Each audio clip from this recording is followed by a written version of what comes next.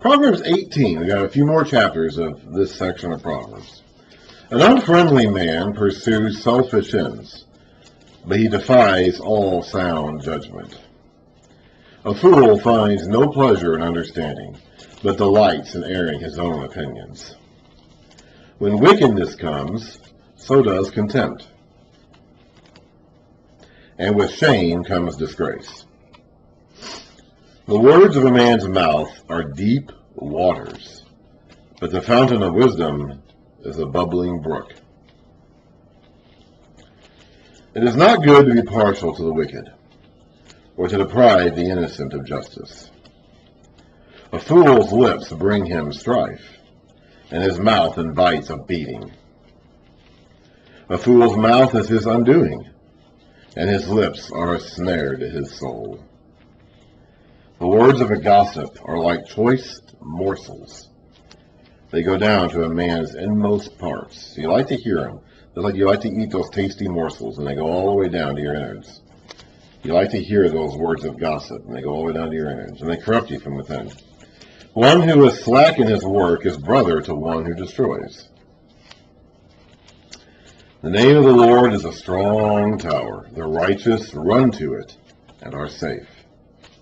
The wealth of the rich is their fortified city. We read about this earlier. They imagine it an unscalable wall. Let's see if we can find the one where it said that earlier and compare it to this one. Chapter 10, verse 15. The wealth of the rich is their fortified city. It's exactly the same as the first part of this verse, 18:11. The wealth of the rich is their fortified city. But poverty is the ruin of the poor, compared to they, the rich, imagine it an unscalable wall. So it's not really a fortified city. They think it is. But in the day of disaster comes, it's not going to save them. He who answers before listening, that is his folly and his shame. A man's spirit sustains him in sickness, but a crushed spirit who can bear? The heart of the discerning acquires knowledge. The ears of the wise seek it out. Uncover your ear. It's a common Hebrew phrase. Uncover your ear. Pay attention. Listen to what they're saying. Don't put a covering up over your ear to block out the words of the wise. A gift opens the way for the giver and ushers him into the presence of the great. The first to present his case, this is a big one here. The first to present his case seems right. So another comes forward and questions him.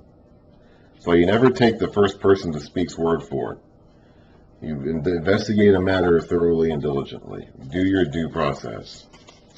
Casting the lot settles disputes and keeps strong opponents apart. An offended brother is more unyielding than a fortified city.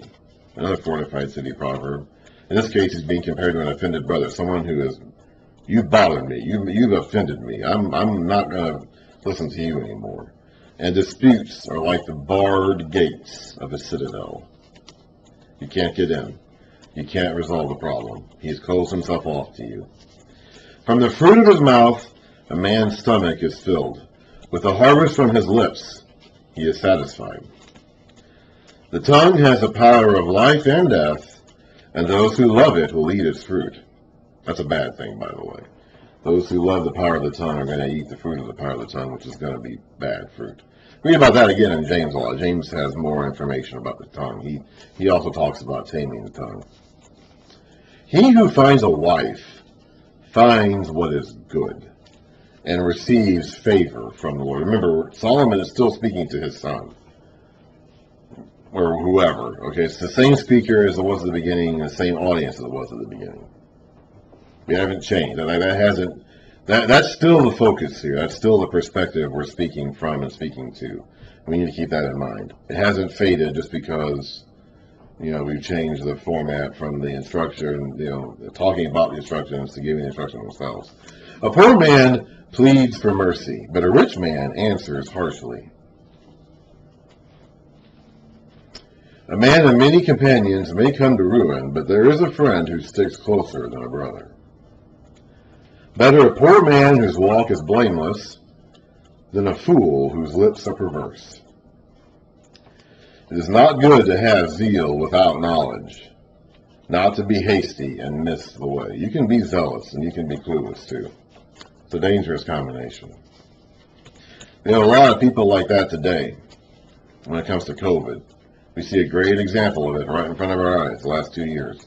We've had a lot of people who have been very zealous about COVID, but they've been clueless about COVID. And that has caused all kinds of problems now, hasn't it? A man's own folly ruins his life, yet his heart rages against the Lord. So you're responsible for your own ruin. Your folly has ruined your life because you refuse to heed instruction. You followed the path of folly. You refused to heed counsel and receive instruction and follow the path of wisdom. And now you're ruined, but instead of reflecting on that, you're raging against the Lord. And that is so common. Human nature just always is going to act that way. We see example of that from the pages of Scripture from the beginning to end, and we see it all the time, everywhere around us in our daily lives. We probably even do it. Okay, this has probably described all of us at some point in our lives, at some point or another. Easy. You get angry and mad and rage at God for something that is entirely your fault. How often does that happen? All the time. Wealth brings many friends, but a poor man's friend deserts him. Again, not instruction for life, but observation of life. A false witness will not go unpunished, and he who pours out lies will not go free. Many curry favor with a ruler, and everyone is a friend of a man who gives gifts. A poor man is shunned by all his relatives. How much more do his friends avoid him? Though he pursues them with pleading, they are nowhere to be found. That sounds a lot like Job now, doesn't it? Isn't that kind of what Job's problem was? We need to read these wisdom books in context with each other. So Job and Proverbs and Ecclesiastes, like all of them kind of inform and shape the others. You can't read any of those books in a vacuum. He who gets wisdom loves his own soul. He who cherishes understanding prospers. A false witness will not go unpunished. We just read about this a few verses ago. And he who pours out lies will perish. It is not fitting for a fool to live in luxury. How much worse for a slave to rule over princes. A man's wisdom gives him patience. It is to his glory to overlook an offense, not hold an offense against the offense. That's what God does for each of us. And we, in turn, would be wise and glorious to do the same to others. A king's rage is like the roar of a lion, but his favor is like dew on the grass. A foolish son is his father's ruin, and a quarrelsome wife is like constant dripping. So we're not talking about the blessings or cursings on the father or mother from the foolishness of the son now. We're comparing a foolish son to his father's ruin, and the husband who has a quarrelsome wife is like a constant dripping. We're going to have a lot of these nagging wife proverbs here in the last few chapters of the Proverbs. Houses and wealth are inherited from parents, but a prudent wife is from the Lord. So you have a wife who's nagging or a wife who's prudent. Which one would you rather be married to? That's the question here now, isn't it? Of course, you'd rather be married to the prudent wife. So be careful about who you marry. Now, Solomon wasn't always careful about who he married. He may have been at the beginning, but he didn't stay that way. And he's exhorting his son to be careful about who he marries. And that's, again, true for whoever the son happens to be. Laziness brings on deep sleep, and the shiftless man goes hungry. He who obeys instructions guards his life, but he who is contemptuous of his ways will die. He who is kind to the poor lends to the Lord, and he will reward him for what he has done. Discipline your son, for in that there is hope. Do not be a willing party to his death. So if your son is going down the wrong path, if he's going down the path of folly that leads to death and destruction and ruin, discipline him. Get him off that path. Don't just let him go down. Otherwise, you're a willing party to his death. He may not listen to you. It's very, very, very, very possible he will not listen to you and will continue pursuing the path that leads to death anyway. But don't be a willing party to it. Do whatever you can to get him off that path. Listen to advice and accept instruction, and in the end, you'll be wise. Many are the plans in a man's heart, but it is the Lord's purpose that prevails. We can sit around, James talks about this too in the book of James. We can sit around and make all the plans we want to make, but in the end, if the Lord does not bless them, they're not going to happen. As James will say, if it is the Lord's desire, we will live and do this or that. That's what we should be saying. What a man desires is unfailing love. Better to be poor than a liar. The fear of the Lord leads to life. Then one rests content, untouched by trouble. A sluggard buries his hand in the dish. He will not even bring it back to his mouth. He is so lazy. He reaches into the pot that has all the food in it, and he's just going to let it sit there. He's so lazy, he's not even about bringing the food back to his mouth to eat it. I have a hard time imagining anyone is that lazy. I'm assuming that Solomon is making a point here, huh? Flog a mocker, and the simple will learn prudence. Rebuke a discerning man, and he will gain knowledge. So the mocker is not going to learn from this flogging no matter what. But the simple who might be watching on might gain prudence. Rebuke a discerning man, and he will gain knowledge. So he learns from his rebukes. The mocker doesn't learn from his floggings. But the simple can learn from the mocker's floggings, and the discerning man will learn from his rebukes. He who robs his father and drives out his mother is a son who brings shame and disgrace. A corrupt witness mocks at justice, and the mouth of the wicked gulps down evil. Penalties are prepared for mockers, and beatings for the backs of fools. Wine is a mocker, and beer a brawler. Whoever is led astray by them is not wise. A king's wrath is like the roar of a lion. He who angers him forfeits his life. It is to a man's honor to avoid strife, but every fool is quick to quarrel. A sluggard does not plow in season, so at harvest time he looks and finds nothing. The purposes of a man's heart are deep waters, and a man of understanding draws them out. It can be tough to make sense sometimes even of your own motivations and your own thoughts. That's why you got to be careful what you think about and understand what motivates you. Understand your own, we call them today triggers. Your button pushes. What pushes your buttons? What triggers your triggers? Even to, that can be something that we can often underestimate or not even understand our own inner thoughts. So if you're a man of understanding will understand himself. Many a man claims to have unfaithful love, but a faithful man who can find? The righteous man leads a blameless life. Blessed are his children after him. When a king sits on the throne to judge, he winnows out all evil with his eyes. Who can say, I have kept my heart pure, I am clean without sin? In the end, no one can say that. None of us can say that. Differing weights and differing measures, again, that's being dishonest. The Lord detests them both. You're cheating your neighbor. You're cheating your business partner if you use dishonest weights and measures. Even a child is known by his actions, by whether his conduct is pure and right. Ears that hear and eyes that see, the Lord has made them both. Do not love sleep or you will grow poor. Stay awake and you will have food to spare. It's another don't be a slacker type proverb. It's no good, says the buyer. And then off he goes and boasts about his purchase. Gold there is, and rubies in abundance, but lips that speak knowledge are a rare jewel. Remember, he made gold very common in Israel. The real jewel is lips that speak knowledge. Take the garment of one who puts up security for a stranger. Hold it in pledge if he does it for a wayward woman. They use their outer clothes oftentimes as collateral in their day. Food gained by fraud tastes sweet to a man, but he ends up with a mouthful of gravel. Make plans by seeking advice. If you wage war, obtain guidance. A gossip betrays a confidence, so avoid a man who talks too much.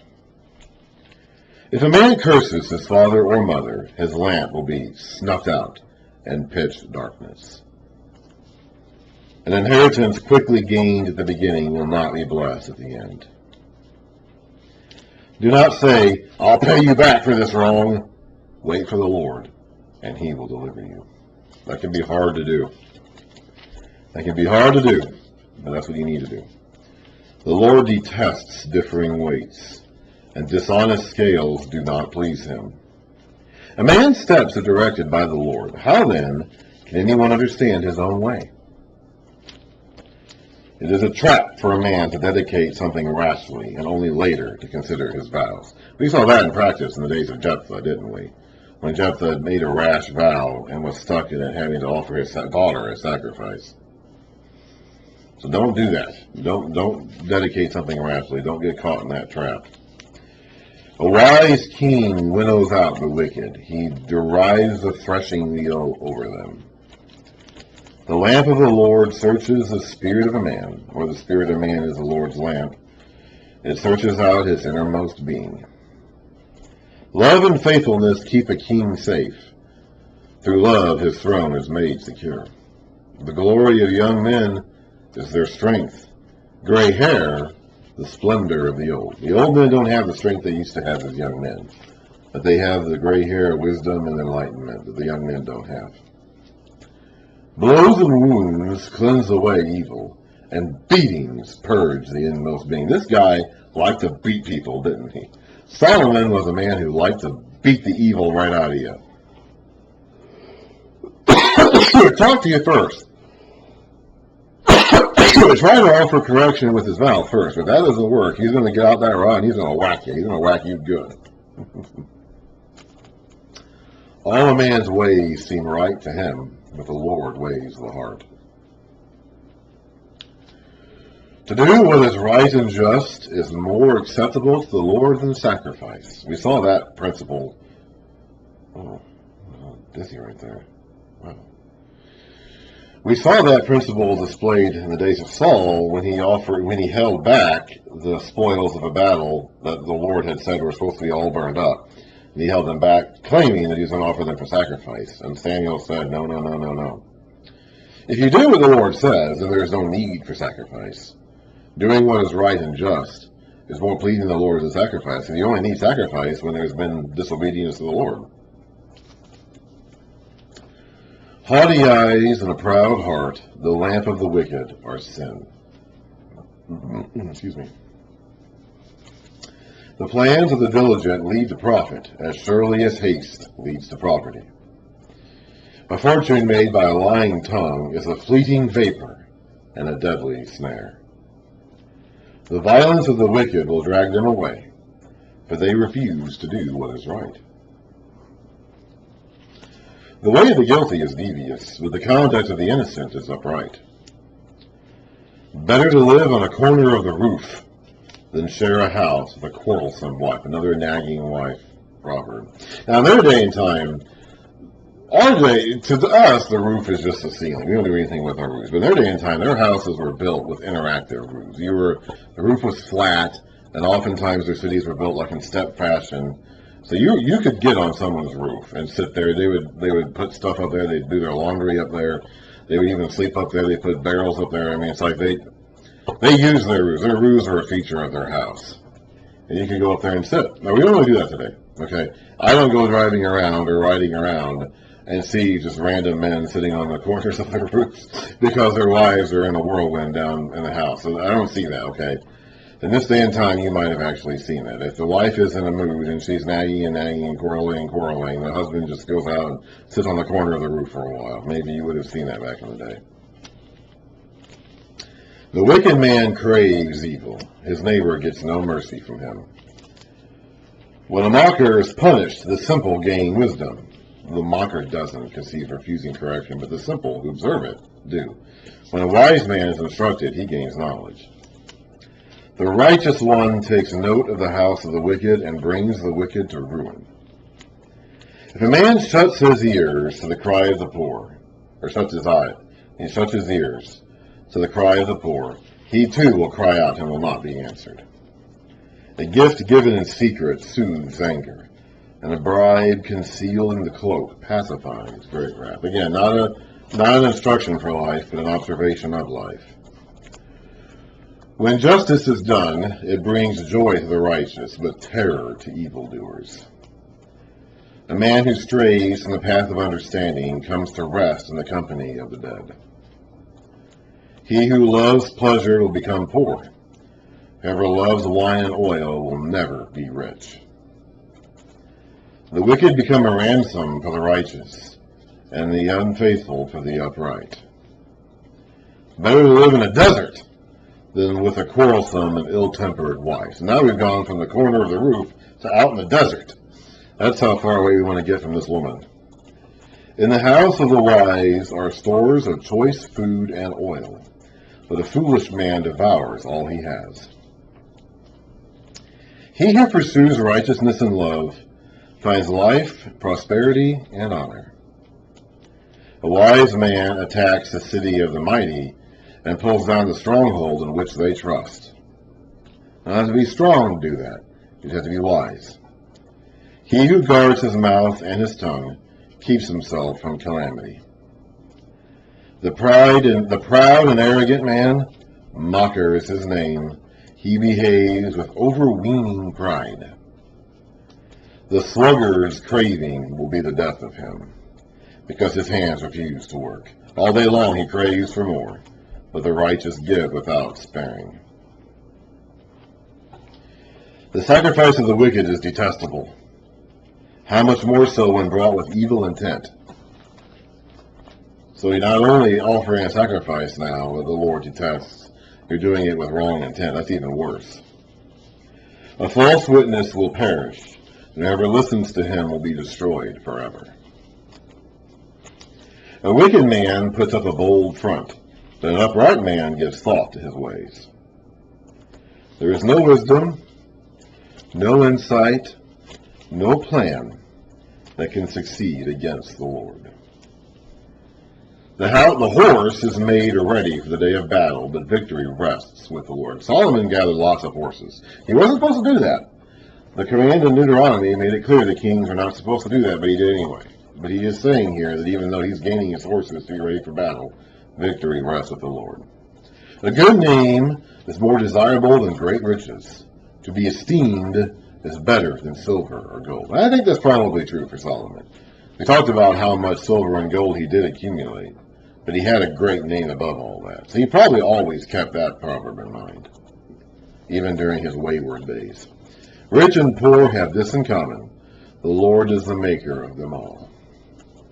A prudent man sees danger and takes refuge, but the simple keep going and suffer for it. Humility, and if you ever wonder why some people just keep doing the same things that have been proven not to work, we have a lot, again, COVID is a great example of this. We have a lot of people today who are just continuing to do the same things and say the same things that they've been saying for 2 years now, even though it clearly doesn't work. We have people who just refuse to turn around and change their approach. You'd have to ask them why they're doing that. But here we see that if you see a danger, if you see problems coming, the prudent man takes refuge. The simple man just keeps on going. Humility and the fear of the Lord bring wealth and honor and life.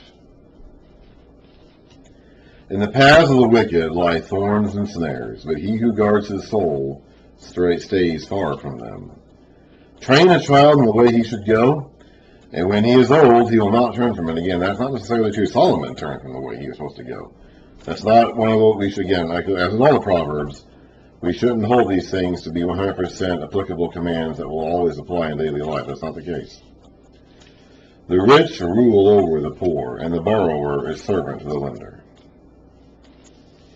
He who sows wickedness reaps trouble, and the rod of his fury will be destroyed. The generous man will himself be blessed, for he shares his food with the poor. So those who bless others will be blessed. Drive out the mocker, and out goes strife. Quarrels and insults are ended. Sometimes you got to find the source of the problem and just get rid of it. Sometimes you got to do it. He who loves a pure heart and whose speech is gracious will have the king for a friend. The eyes of the Lord keep watch over knowledge, but he frustrates the words of the unfaithful. The sluggard says, "There's a lion outside," or "I'll be murdered in the streets." That's why he doesn't go to work. He's afraid of being murdered, or afraid of lions, or anything, any other kind of excuse he can think of. Any other kind of excuse he can think of. The mouth of an adulteress is a deep pit. He who is under the Lord's wrath will fall into it. There's that temptress again, Lady Folly, asking you to come to her house. Folly is bound up in the heart of a child, but the rod of discipline will drive it from him. He who oppresses the poor to increase his wealth, and he who gives gifts to the rich, both come to poverty. Okay, so that's it for the first section of the actual Proverbs. Next time we're going to read through a section of 30 sayings of the wise. And there are about 30 of them. I don't know if there's exactly 30 or 31 or round it off or whatever, but we're going to have 30 sayings of the wise next time, and then we're going to come up with some more Proverbs that apparently were copied down at a later time. We'll talk about that then. Anyway, those are the bulk of the Proverbs of the book of Proverbs.